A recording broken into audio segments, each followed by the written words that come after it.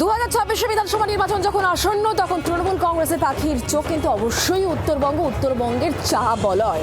আজকে আলিপুরদুয়ার থেকে অভিষেক বন্দ্যোপাধ্যায় তিনি একেবারে স্পষ্ট করে উল্লেখ করেছেন আলিপুরদুয়ারে 5টা বিধানসভার মধ্যে 5টিতেই জয় ছিনিয়ে নিতে হবে এবং শুধুমাত্র জয় ছিনিয়ে নেওয়া নয়, বিজেপিকে উচিত শিক্ষা দিতে হবে, এটাও অভিষেক বন্দ্যোপাধ্যায় আজকে বলেছেন আলিপুরদুয়ারের এই সভা থেকেই। গতকাল বারুইপুর এবং আজ আলিপুরদুয়ারে অভিষেক বন্দ্যোপাধ্যায় তিনি উল্লেখ করেছেন 5টি বিধানসভার 5টিতেই জিততে হবে, বিজেপিকে আলিপুরদুয়ার থেকে আনম্যাপ করে বিদায় দিতে হবে, এমনটাই হুঙ্কার তৃণমূল সেনাপতি।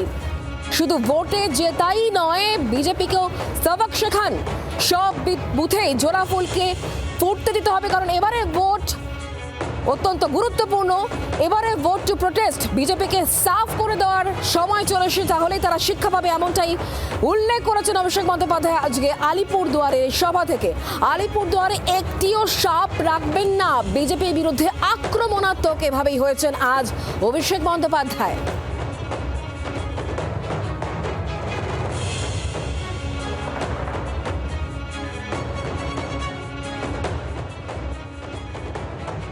যতই করো হামলা আবার জিতবে বাংলা। কিন্তু এবার বাংলার জয়ে আলিপুরদুয়ারকে অগ্রণী ভূমিকা পালন করতে হবে।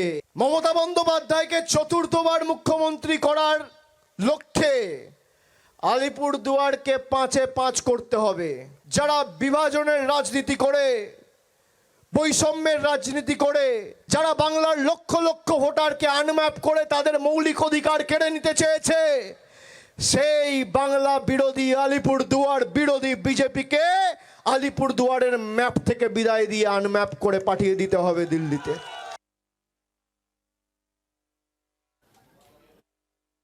वैनिश कुमार कौन है पता है? जिंदा लोगों को भूत बना देते हैं। इससे बड़ा जादूगर मैंने आज तक पूरे देश में नहीं देखा, पीसी सरकार से भी बड़ा जादूगर। भाई जिंदा लोगों को भूत बना दिया। हुगली में डांकुनी में हमारा पार्टी का एक काउंसिलर है, उसको दिखा दिया है डेड। ये वैनिश कुमार का जादू है। बंगाल में बीजेपी हारी तो बंगाल के सारे पैसे बंद। अलीपुरदुआर में तृणमूल कांग्रेस हारा तो 5 साल में कोई बीजेपी का नेता कार्यकर्ता अगर मुझे दिखा दे कि भाई अलीपुरदुआर में, कालचिनी में, कुमारग्राम में या फलाकाटा में तृणमूल हारा है और एक मां को, एक बहन को लक्ष्मी भांडार नहीं मिला है, मैं आपके सामने मुंह दिखाने कभी नहीं आऊंगा। यही फर्क है बीजेपी में और तृणमूल में।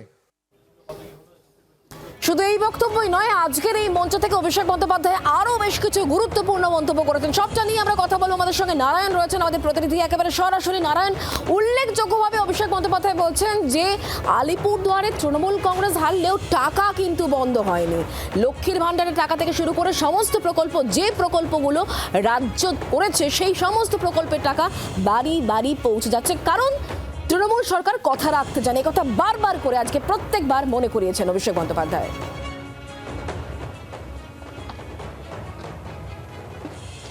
একেবারেই দেখো, যার জন্যই কিন্তু অভিষেক বন্দ্যোপাধ্যায় আজ এই চা বালয়ে যে জনসভা করে গেল, সেখানে তার কথা ছিল আলিপুরদুয়ার জেলার ক্ষেত্রে বিশেষত যে আর 50% নয়, এবার 100% ভোট দিতে হবে তৃণমূলকে। যদি ভাষণ চান, অর্থাৎ ভাষণবাজি চান, তাহলে বিজেপিকে ভোট দিতে পারেন।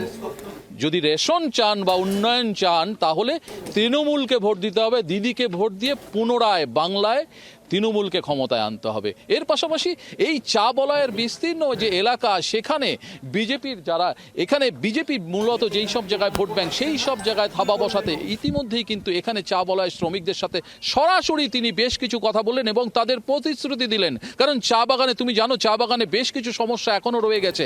একদিকে যেমন প্রত্যেক দিনে যে মজুরি, সেটা বৃদ্ধির করার জন্য দীর্ঘদিনের দাবি, তার পাশাপাশি জল নিকাশি ব্যবস্থা, স্বাস্থ্য, এর পাশাপাশি রাস্তাঘাট, এই সমস্ত বিষয় নিয়ে এখানকার চা বলয়ের যে শ্রমিকরা, তারা অভিষেক বন্দ্যোপাধ্যায়কে একেবারে টোকনে চিঠি লেখে এই যে মঞ্চ দেখছো, সেখানে একটি জারের মধ্যে রাখা হয়েছিল এবং প্রত্যেকটি চিঠি খুলে অভিষেক বন্দ্যোপাধ্যায়কে জানানো হয় এবং যারা এই চিঠি, অর্থাৎ যারা এই দাবি তোলে, তাদের সাথে প্রত্যেকের সাথে অভিষেক বন্দ্যোপাধ্যায় কথা বলে এবং প্রতিশ্রুতি দেন খুব শীঘ্রই, অর্থাৎ 1 মাসের মধ্যে এই সমস্ত চা বাগানের যে সমস্যা সেই সমস্যা মেটানোর চেষ্টা করবেন এবং ত্রিপাক্ষিক বৈঠক এই চা বলয়ে ডেকে এই সমস্যার সমাধান, পাশাপাশি যে 250 টাকা যে চা মজুরির যে দিন মজুরি যেটা চায় পায় সেটা বাড়িয়ে 300 টাকা করা হবে সেটাও প্রতিশ্রুতি দিয়ে গেলেন। এর পাশাপাশি যেই সমস্ত নারায়ণ, সমস্যা বুঝতে রয়েছে পারছি তুমি আমাদের সঙ্গে থাকো। এই মুহূর্তে আমরা টেলিফোন লাইনে যোগাযোগ করতে পেরেছি কেন্দ্রীয় শিক্ষা প্রতিমন্ত্রী সুকান্ত মজুমদার আমাদের সঙ্গে রয়েছেন টেলিফোন লাইনে। সুকান্ত দা, আজকে অভিষেক বন্দ্যোপাধ্যায় বলছেন আলিপুরদুয়ারে 5-5 করতে হবে, একটা সাপও রাখা যাবে না, কোট আনকোট বিজেপিকে নিশানা তিনি করছেন এবং একই সঙ্গে বলছেন যে তৃণমূল কংগ্রেস সরকার তারা কথা রাখতে জানে, যা যা প্রতিশ্রুতি দিয়েছে পূরণ করা হয়েছে, যেগুলো বাকি রয়েছে সেগুলোও পূরণ করবে, যা বিজেপি করে না। কি বলবেন আপনি? দেখুন, 5-5ই হবে, ঠিকই বলেছেন। বিজেপি 5টা জিতবে গতবারের মতো। ওনারা শূন্য অশ্বডিম্ব নিয়ে বাড়ি ফেরত আসবে। চা বাগানগুলোকে ধ্বংস করে ফেলেছে মমতা বন্দ্যোপাধ্যায়ের সরকার। সমস্ত চা মালিকরা অভিষেক বন্দ্যোপাধ্যায় এবং মমতা বন্দ্যোপাধ্যায়ের প্রতিবেশী, সবাই আলিপুরে থাকে, না হয় দক্ষিণ কলকাতার বাসিন্দা। তারা পিএফ এর টাকা জমা দেয় না। মমতা বন্দ্যোপাধ্যায়ের সাথে তাদের খুব ক্লোজ রিলেশন, সেই দিয়ে তারা বেঁচে আছে। তাদের অ্যারেস্ট হওয়ার কথা। আমাদের কেন্দ্র সরকার বারবার চিঠি পাঠিয়েছে, এখনো পর্যন্ত কারো বিরুদ্ধে কোনো ব্যবস্থা নেয়নি রাজ্য সরকার, এফআইআর পর্যন্ত করেনি। চা শ্রমিকরা জানে যে বাঁচতে গেলে বিজেপিকে লাগবে, বাঁচতে চায় বিজেপি তাই। কিন্তু সুকান্ত বাবু, একটা বিষয় বারবার করে বলা হচ্ছে যে বিজেপির এমএলএ, বিজেপির সাংসদ সবই রয়েছে, কিন্তু সংসদে গিয়ে তারা একটাও সাধারণ মানুষের হয়ে কথা বলেন না, তাদের যে ন্যায্য দাবি সেগুলোই তারাও তুলছেন না পার্লামেন্টে গিয়ে, এই অভিযোগ করছেন। সাধারণ মানুষের দাবি বিজেপির সাংসদরাই তো তোলে, সেই জন্য তো এতগুলো রাজ্যে ক্ষমতায় আছে বিজেপি। মমতা বন্দ্যোপাধ্যায়ের এখানে ক্ষমতায় আছেন কারণ 30-35% কাছাকাছি মুসলিম ভোট। যদি এটা 20% নিচে হতো, মমতা বন্দ্যোপাধ্যায় ক্ষমতা থেকে উড়ে চলে যেত দুদিনে। এবার উড়ে যাবেন, এবার চিন্তার কিছু নেই। ওখানকার মানুষ ভোট দেয় না তৃণমূল কংগ্রেসকে, কোনো শিক্ষিত মানুষ ভোট দেয় না। সমস্ত চোর, গুন্ডা, বদমাশ এবং তার সাথে মুসলিম ভোট এই যুক্ত হয়ে তৃণমূল কংগ্রেস জিতছে কোথাও কোথাও। অনেক ধন্যবাদ আমাদের সঙ্গে টেলিফোন লাইনে থাকার জন্য। সুকান্ত মজুমদার কেন্দ্রীয় শিক্ষা প্রতিমন্ত্রী আমাদের সঙ্গে ছিলেন টেলিফোন লাইনে। বাংলার আওয়াজ, বাঙালির আবেগ, জি 24 ঘন্টা।